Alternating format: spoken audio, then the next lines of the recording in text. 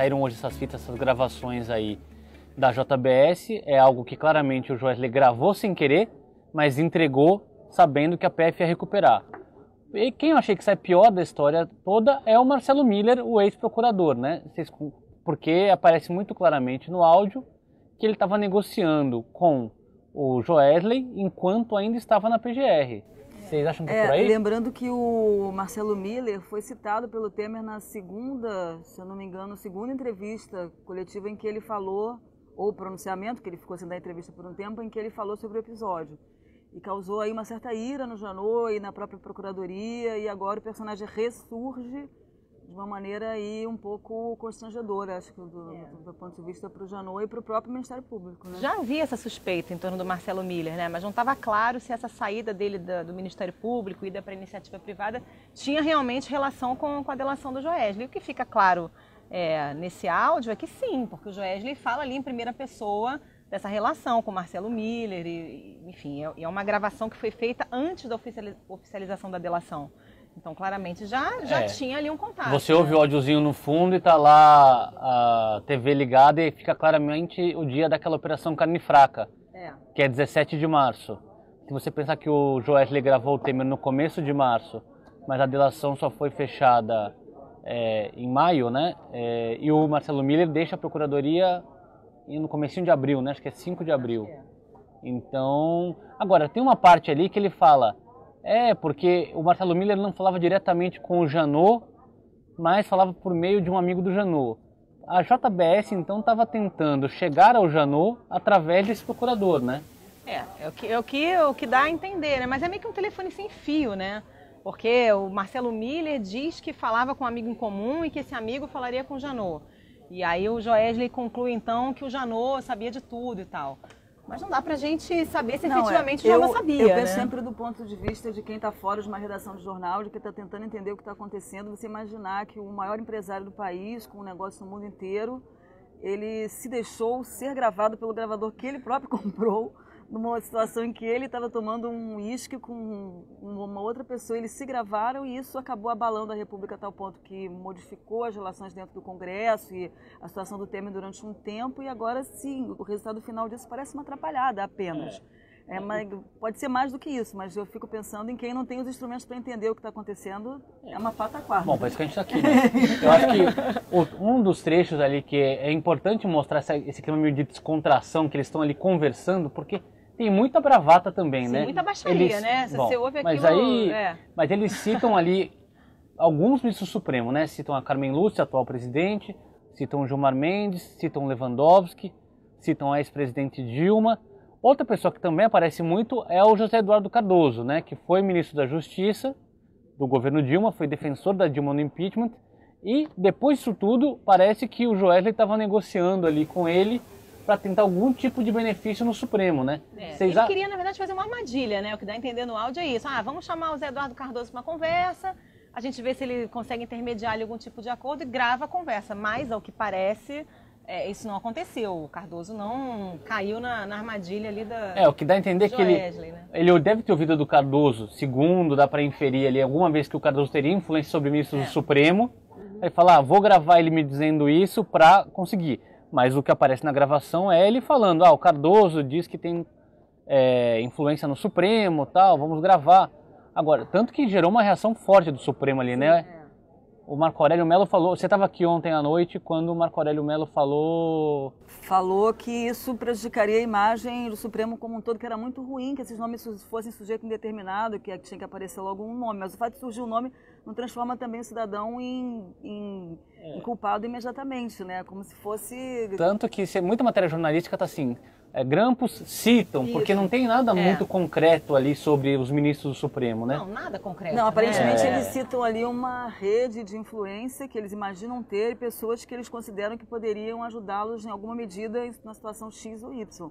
Só que cria, de fato, a palavra de novo é constrangimento diante de você, quando você imagina que existe uma estrutura empresarial tão sólida quanto essa, que é vinculada a uma estrutura, que se imagina vinculada a qualquer estrutura de poder que está ali para cuidar dos nossos interesses. Né? E aliás, o Joesley fala muito claramente assim, eu não vou ser preso. Olha, esse negócio é o seguinte, fica todo mundo tranquilo, porque eu não vou ser preso, ele está ali, né, dono da situação. Ele fala para um dos executivos, fala assim, olha, avisa os outros executivos que ninguém vai ser preso, fica tranquilo com isso. Então acho que esse áudio mostra muito claramente qual foi a estratégia que a JBS traçou para conseguir fechar a delação e escapar. Agora, vamos falar um pouco dos impactos disso no futuro aí, né?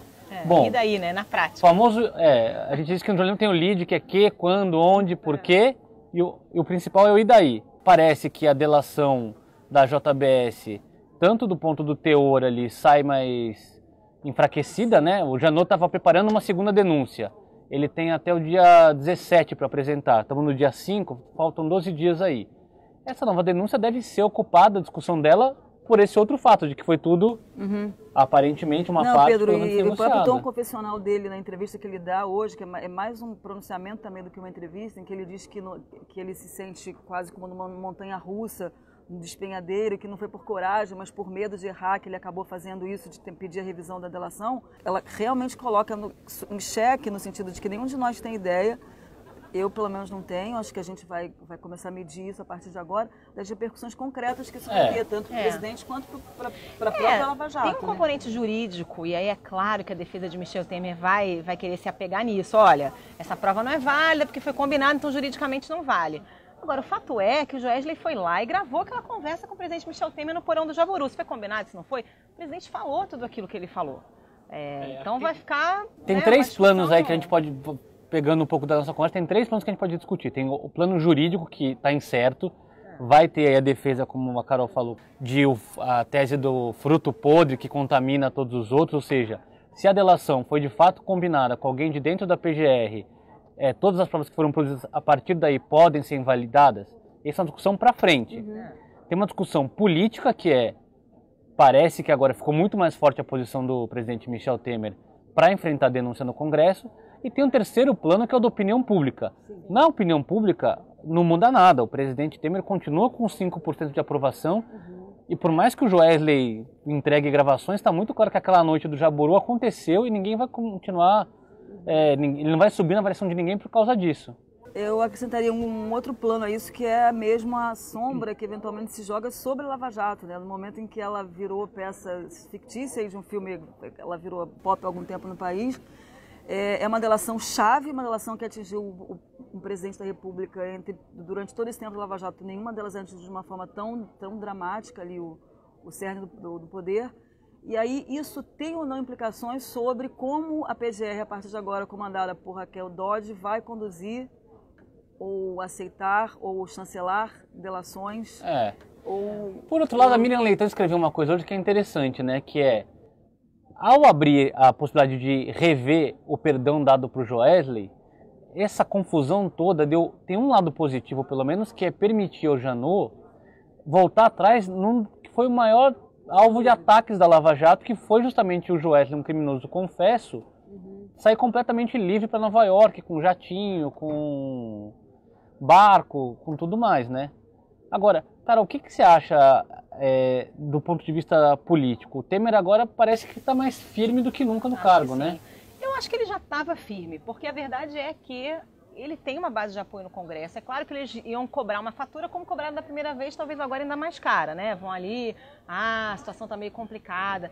Mas não é do interesse de ninguém ali no Congresso retirar o presidente Michel Temer. O sucessor seria Rodrigo Maia, que já deu sinais de que também não tá interessado. Eu acho que isso talvez seja um argumento a mais para que os parlamentares votem da forma como eles já queriam votar mesmo, que é preservar o presidente Michel Temer. Acho que ele sai muito fortalecido, né? Eu acho que ele sai fortalecido, mas ainda assim é uma discussão para se pensar depois de equacionado tudo isso do ponto de vista jurídico, o que restará de provas contra o cidadão Michel Temer depois que ele deixar o cargo, se isso vira ou não.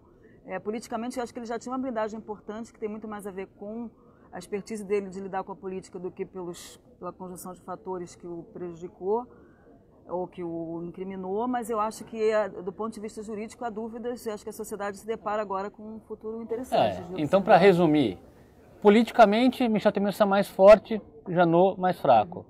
Juridicamente, difícil dizer, mas Michel Temer conseguiu abrir uma avenida aí, mas ainda pode reverter.